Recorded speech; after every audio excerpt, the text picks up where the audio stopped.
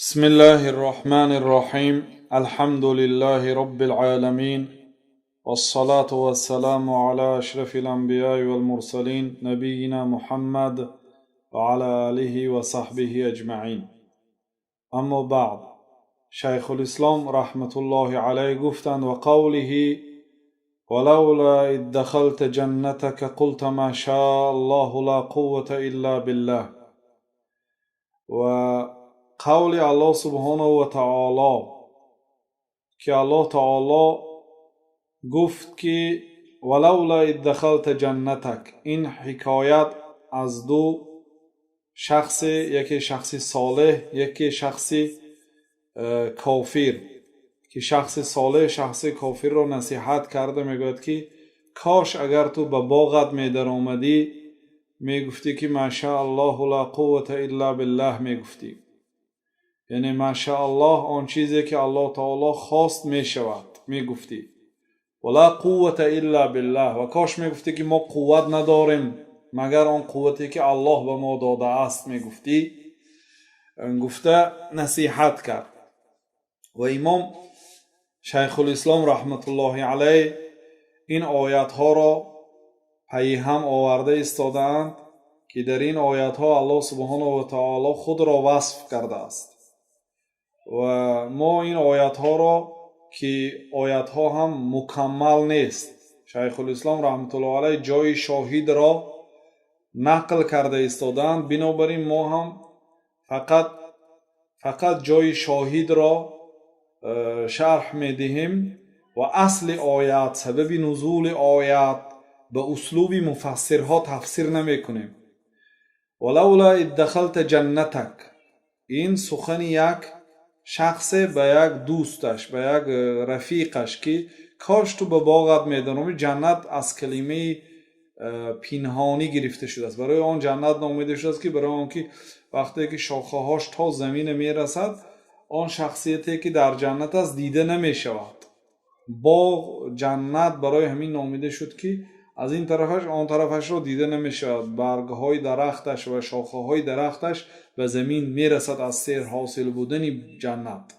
این چونین جن هم از همین کلمه گرفته شد، برای آنکه از چشم پنهان است.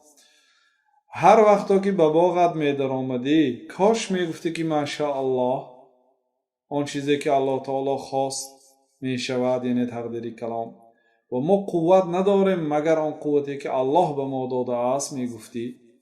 در اینجا اثبات صفت مشیت به الله تعالی، ماشاء الله، آن چیزی که الله تعالی خواست، این دلالت میکند که الله تعالی میخواست است.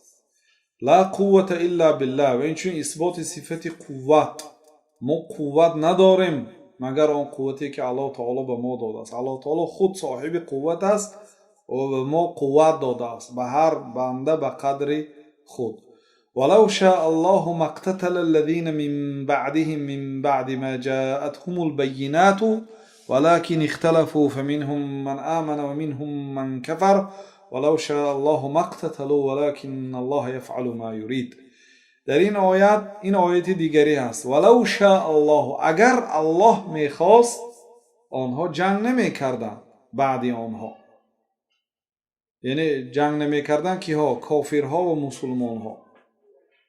من بعد ما جاءتهم البینات، بعد اینکه با آنها دلیل ها و حجت های روشن آمد. ولکن اختلفوا، لیکن آنها بین همدیگر اختلافی نظر کردند.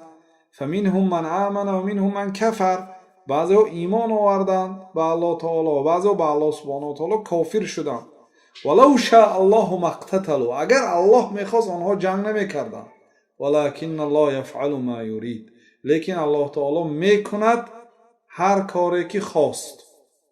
در اینجا اثبات صفت مشیت به الله تعالی. ولو شاء الله، اگر الله تعالی میخواست آنها جنگ نمیکردند. بعد در ادامهش که ولو شاء الله ما اقتتلوا، اگر الله تعالی میخواست آنها جنگ نمیکردند. ولكن الله يفعل ما يشاء، لیکن الله تعالی اجرا کرد. این اثبات صفت فعل، یعنی الله تعالی فعل دارد، کار میکند.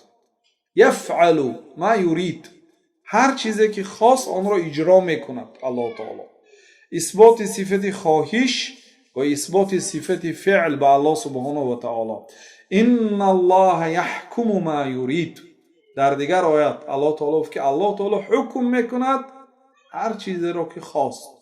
اثبات صفت خواهش و اثبات صفت حکم. الله تعالی حکم میکند این حلال است، این حرام است، این واجب است، این مکروه است. گفته الله تعالی حکم میکند.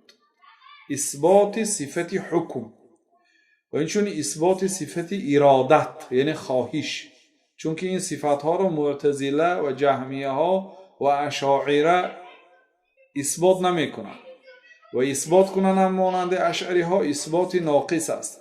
فمن یرید الله ان یهدیه یشرح صدره للاسلام و من یرید ان یضله یجعل صدره ضیقا حرجا کانما یصعد فی السماء.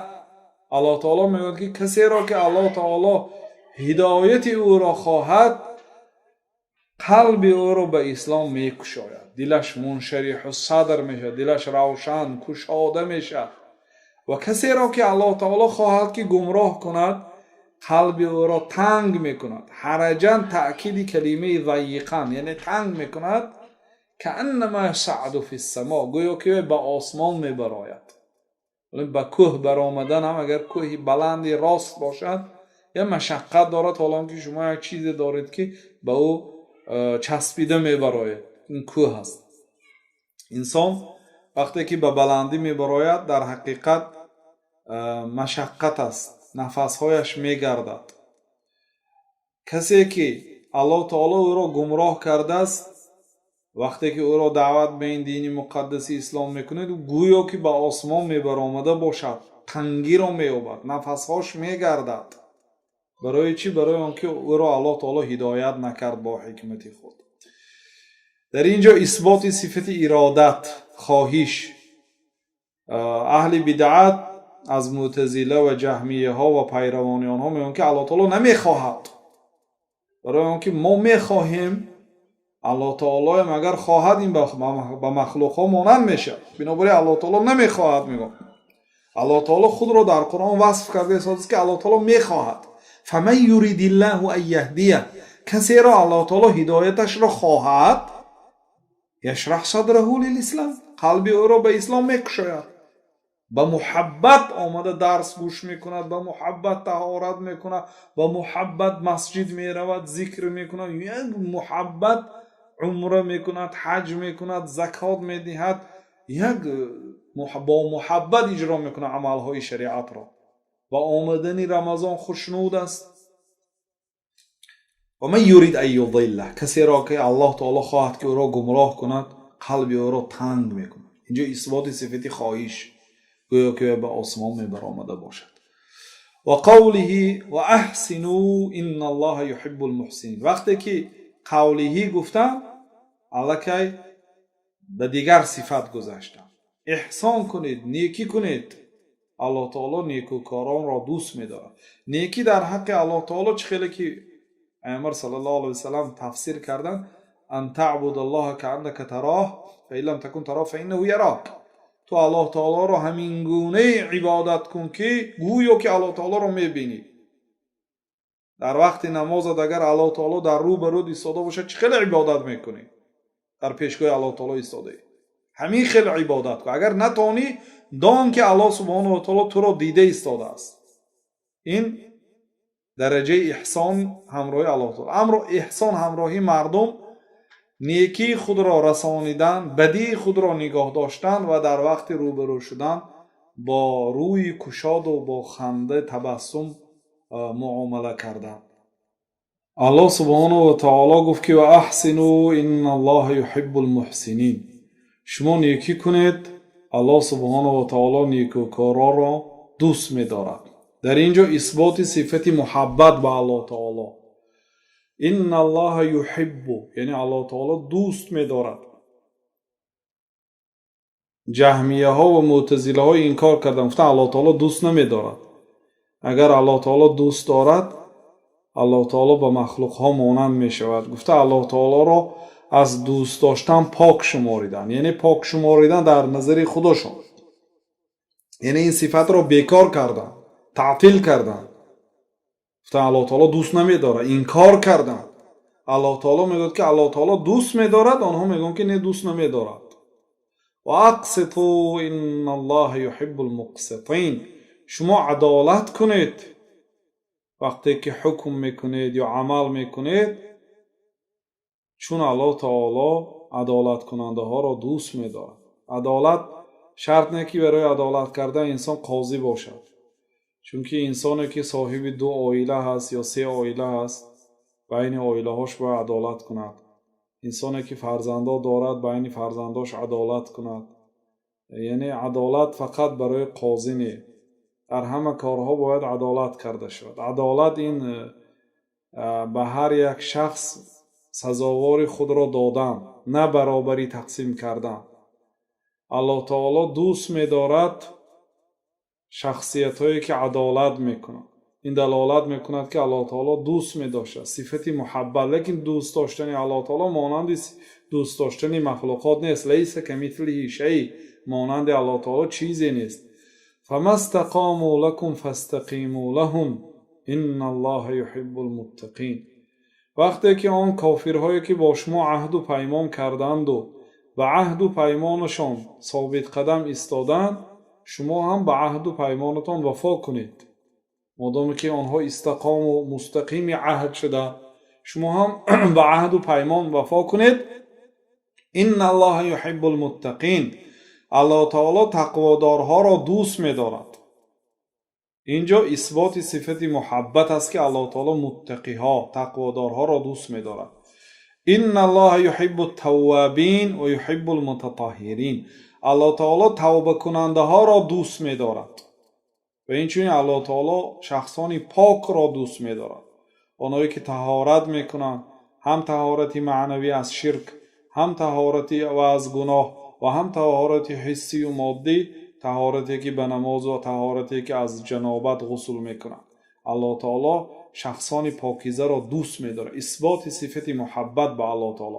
فسوف یأتی الله بقوم یحبهم و یحبونه، الله تعالی به نزدیکی قومی را می‌آورد که یحبهم، الله تعالی آن قوم را دوست می‌دارد، و یحبونه، آنها الله تعالی را دوست می‌دارند. یعنی اثبات صفت محبت. الله تعالی ذاتی که دوست می داشته است و اینچنین از جانب مخلوقا هم دوست داشته می شده است. اثبات صفت محبت به الله تعالی. ان الله یحب الذین یقاتلون فی سبیله صفا کانهم بنیان مرصوص، الله تعالی دوست می دارد آنهایی که در راه الله تعالی صف کشیده، مانند تیر، مانند عمارت راست صف میکشند که در صف آنها درآبرو نیست، جای خالی نیست. صف را مستحکم میگیرند در وقت جنگ. الله تعالی آنها را دوست می‌دارد. اثبات صفت محبت برای آنهایی که در راه الله تعالی جهاد میکنند و صف را مکمل میکنند و پر میکنند. قل ان کنتم تحبون الله فاتبعونی یحببکم الله و یغفر لكم ذنوبکم. بگو ای پیغمبر، الله تعالی میگوید، بگو ای پیغمبر به آنهایی که دعوا کردند که ما الله تعالی را دوست می‌داریم، این کنتم تحبون الله، اگر شما الله تعالی را دوست می‌داشته باشید، فاتبعونی، شما پیروی از سنت من کنید، یحببکم الله، در نتیجه الله تعالی شما را دوست می‌دارد. این دلیل است برای آن که کسی که پیروی از سنت پیغمبر صلی الله علیه و سلم کند، الله او را دوست می‌دارد. یکی از سبب‌هایی که الله تعالی شما را دوست دارد، اگر خواهید که الله تعالی شما را دوست دارد، پیروی به سنت پیامبر صلی الله علیه و سلم کنید. فاتبعونی یحببکم الله، شما مرا پیروی کنید، الله تعالی شما را دوست می‌دارد. اثبات صفت محبت به الله تعالی. و یغفر لكم ذنوبکم، وقتی که شما پیروی از سنت من میکنید، هم در نتیجه الله تعالی شما را دوست می‌دارد، هم فقط برای پیرویتون الله تعالی گناهاتون را میبخشد. یعنی برای گناه بخشیده شدن فقط توبه و استغفار شرط نیست. گاه عملی صالح شما سبب میشد که الله تعالی گناه شما را بدون توبه میبخشد. عملی خیر میکنید عملی گناهتان محو میشد، یا به نماز میرید به هر یک قدم ماندگیتان یک گناه بخشیده میشد و برداشتید یک ثواب نوشته میشد. همین گناه.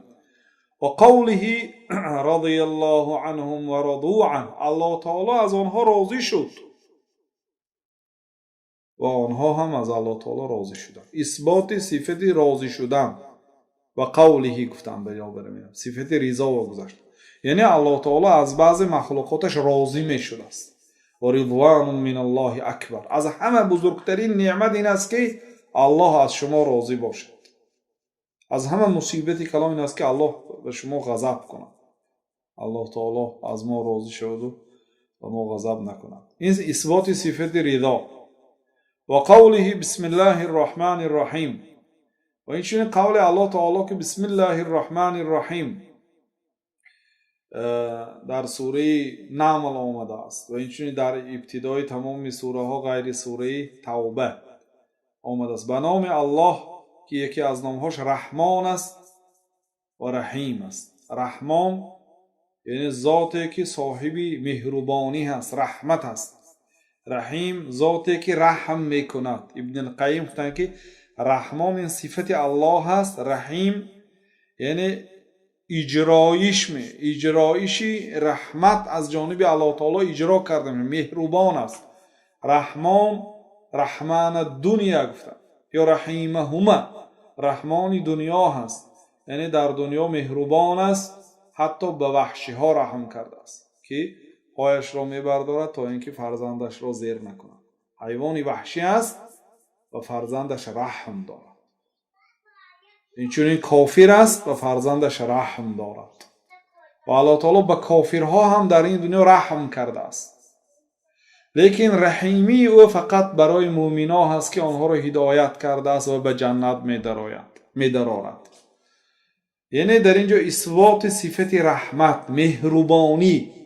اهل بدعت این صفت را از الله تعالی انکار میکنن، میگن که الله تعالی مهربان نیست. میگن مهربان این صفت ضعیفانه هست، رحم میکند، مهر میبندد، این صفت ضعف است. الله تعالی پاک است میگن.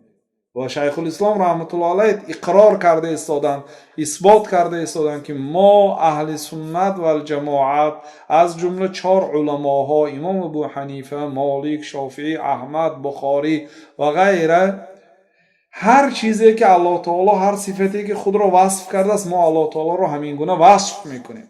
چه خیلی که الله تعالی در قرآن خود را وصف کرده است، ما الله تعالی را همین گونه وصف میکنیم و بیکار نمیکنیم صفاتهای الله تعالی را که مادامی که خود را وصف کرده. الله تعالی خود را بسم الله الرحمن الرحیم گفته وصف کرده، به نام الله که یکی از نامهاش با رحمان است و رحیم است. از این نامها صفت اشتقاق کرده می شود، یعنی صفت رحمت، صفت مهربانی.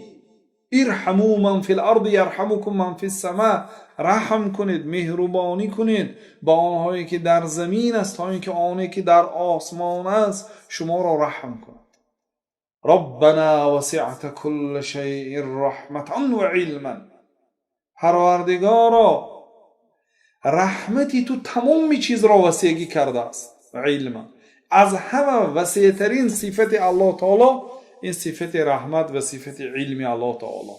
ربنا وسعت كل شیء رحمتا و علما، پروردگارا وسیعی کرده است رحمتی تو و علم تو تمام چیز را.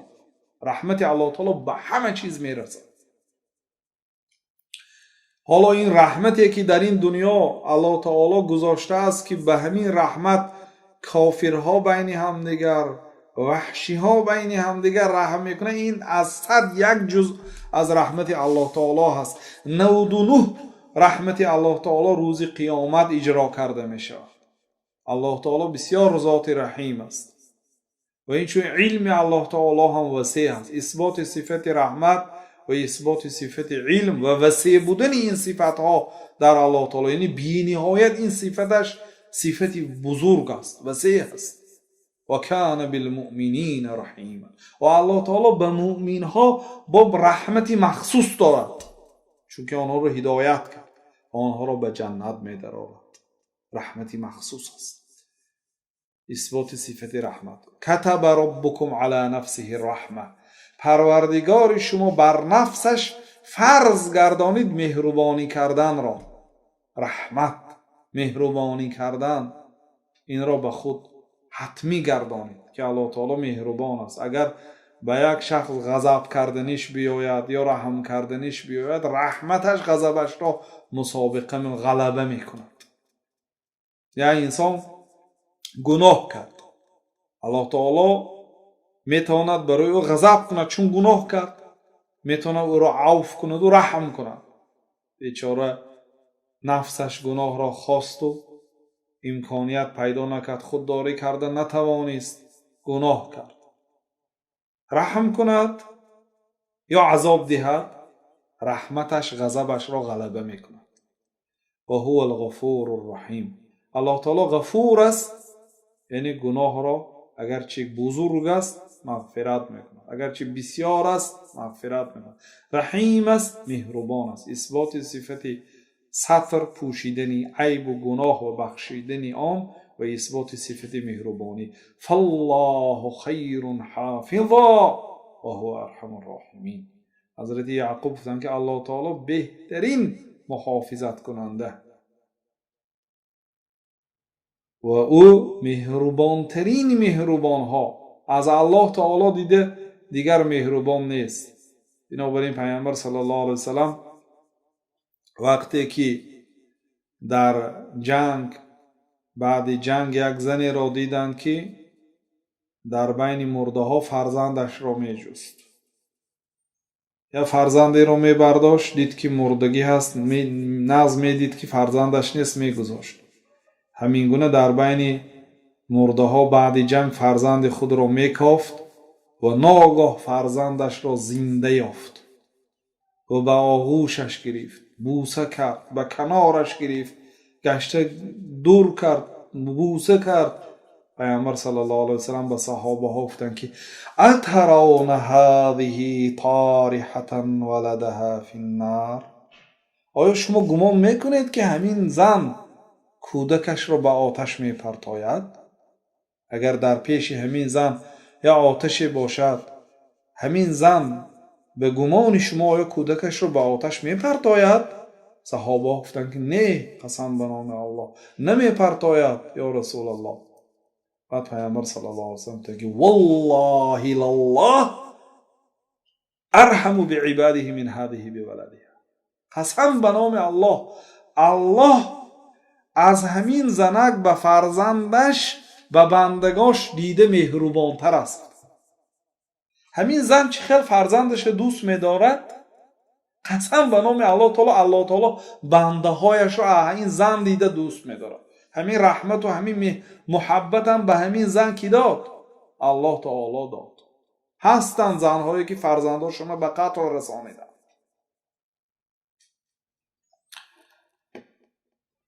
فالله خیر حافظا و هو ارحم الراحمین. بعد شیخ الاسلام رحمت الله علیه گفتند که و قوله و من یقتل مؤمنا متعمدا فجزاؤه جهنم خالدا فیها و غضب الله علیه و لعنه.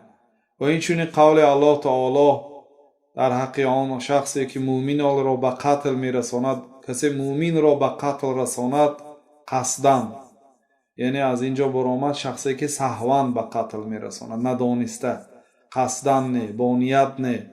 کسی که قصداً یعنی نیت کرده قتل مؤمن را به قتل رساند، فجزاؤه جهنم، جزای این انسان جهنم است. خالدا فیها، در جهنم دور و دراز می ایستد. و غضب الله علیه، الله تعالی به او غضب میکند. و لعنه، الله تعالی او را لعنت میکند. در اینجا اثبات صفت غضب و الله تعالی که اهل بدعت گفتند که الله تعالی غضب نمیکند، انکار کرده این صفت را. الله تعالی خود را وصف کرده است. الله تعالی زیبا سخن میکند. الله تعالی فصیح است. الله تعالی این قرآن رو به زبان عربی نازل کرد، به زبان عربی تازه. الله تعالی بسیار و من احسن من الله قیلا، کیست زیبا سخن کننده تر از الله تعالی؟ نیست. یگان شخصی نیست که از الله تعالی دید خوشرو سخن کند. یک. دویمش این که الله سبحانه و تعالی عالمترین ذات به خودش است. از همه ذاتی که الله تعالی رو خوب میشناسد این الله تعالی است. الله تعالی میگوید که وغضب الله علیه، الله به او غضب میکند. و لعنه، الله تعالی او را لعنت میکند، یعنی از رحمت خودش دور میکند. اینجا الله تعالی به خودش صفت غضب را اثبات کرد. شیخ الاسلام رحمت الله علیه میگن که عقیده اهل سنت و جماعت این است که ما الله تعالی را وصف میکنیم با اون وصفهایی که الله تعالی خود را وصف کرده است، بدون تغییر و تحریف و بدون تشبیه و تعطیل. نمانند میکنیم غضب الله تعالی رو به غضب مخلوقات. مخلوق اگر غضب کند مثلا در رویش خون جمع می شود، آوازش بلند می شود، رگهای گردنش می براید. یعنی ما غضب الله تعالی رو به غضب مخلوق برابر نمی کنیم، مانند نمی کنیم و غضب الله تعالی رو بیکار هم نمی کنیم. نمیگوییم که الله تعالی غضب نمی کند، به غضب مخلوقات مانند هم نمی کنیم. اثبات میکنیم چه خیلی که الله تعالی اثبات کرده است و کیفیتش رو نمیپرسیم. چه خیلی غضب میکرده باشد نمیپرسیم، چون که نپرسیدن صحابه ها، تابعین، تبع تابعین نپرسیدن. بدعت هست پرسیدن، چون الله تعالی خبر هم نداده است. والکیف مجهول والایمان به واجب. ما ایمان میبریم که الله تعالی غضب میکند و الله تعالی غضب میکند. در همین قدر کفایه میکنیم. والله أعلم، وصلى الله وسلم على نبينا محمد وعلى آله وصحبه أجمعين.